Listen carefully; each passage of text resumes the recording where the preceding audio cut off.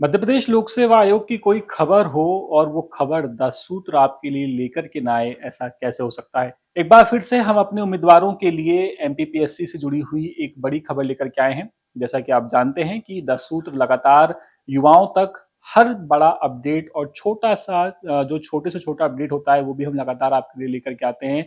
खासकर अगर वो अपडेट एमपीपीएससी, ईएसबी या फिर किसी और नौकरी या भर्ती से जुड़ा हुआ है। तो चलिए बात करते हैं इस पूरे मामले में कि आखिर अभी एमपीपीएससी ने ऐसा कौन-सा नया नियम निकाल दिया है जिसकी वजह से आज हम आपके सामने आए हैं। नमस्कार, मैं हूं अतुल द्विवेदी और आप देख रहे हैं 10 सूत्र। दरअसल एमपीपीएससी ने राज्य सेवा परीक्षा जो अब 2026 होने वाली है, इसकी प्री के एक नियम में बदलाव कर दिया है। अब एमपीपीएससी ने नियम में ये बदलाव किया है कि अब आपको सेंटर के तौर पर अपना गृह जिला ही मिलेगा। यानी उम्मीदवार जिस जिले का रहने वाला है, मान लीजिए मैं अगर भोपाल का रहने वाला हूं और मैं एमपीपीएससी का एग्जाम दे रहा हूं, तो मुझे अब भोपाल सेंटर ही मिलेगा। इसके अलावा कोई दूसरा सेंटर अब एमपीपीएससी आपको नहीं देगा अगर आप मध्य प्रदेश के मूल निवासी हैं। तो अगर आप मध्य प्रदेश के बाहर के हैं और फिर आप फॉर्म भर रहे हैं एमपीपीएससी का, तो फिर आयोग अपने हिसाब से आपका सेंटर तय करेगा। लेकिन अगर आप मध्य प्रदेश के मूल निवासी हैं, तो अब आपको आपका जो गृह जिला है वो ही सेंटर के तौर पर मिलेगा। बता दें कि पहले ये व्यवस्था नहीं थी। पहले आयोग आमतौर पर वो सेंटर वही अलॉट करता था जो उम्मीदवार जिसे आप अपना वर्तमान पता बोल सकते हैं। जब उम्मीदवार, जैसे कि अगर उम्मीदवार ने अपना बिजली का बिल लगा दिया, शपथ पत्र लगा दिया या फिर कोई दूसरा डॉक्यूमेंट लगाया जिसमें उसका वर्तमान पता मौजूद है, तो आयोग वर्तमान पते पर आपको एग्जाम सेंटर देता था। इससे फायदा उन युवाओं को होता था जो भोपाल और इंदौर जैसे बड़े शहरों में रह करके एमपीपीएससी की तैयारी करते थे। इससे उन्हें काफी फायदा होता था। लेकिन अब ये नियम खत्म कर दिया गया है।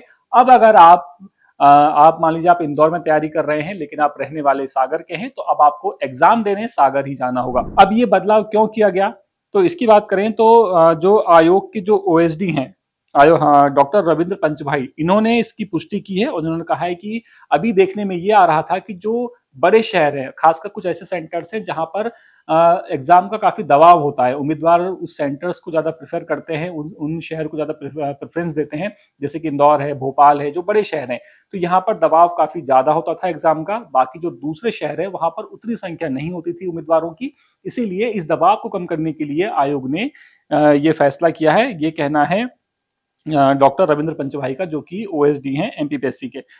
बता दें कि इसके पहले परीक्षा नियम में ये था कि मध्य प्रदेश के मूल निवासियों को अपने वर्तमान पता, जैसा कि मैंने आपको बताया, उसका कोई सबूत देना पड़ता था। इसके अलावा अगर उसे वो एग्जाम सेंटर नहीं मिला, तो उसके बाद एमपीपीएससी उसे उसके जिला देता था सेंटर के तौर पर। अगर जिला भी उस वक्त मौजूद नहीं है, तब जाकर के एमपीपीएससी संभाग के लेवल पर, जो संभाग का जो मुख्यालय होता था, वो एग्जाम सेंटर के तौर पर देता था। पर अब इस व्यवस्था को बदल दिया गया है। अब इसका असर क्या होगा इस नियम के बदलने का, इसकी बात करते हैं।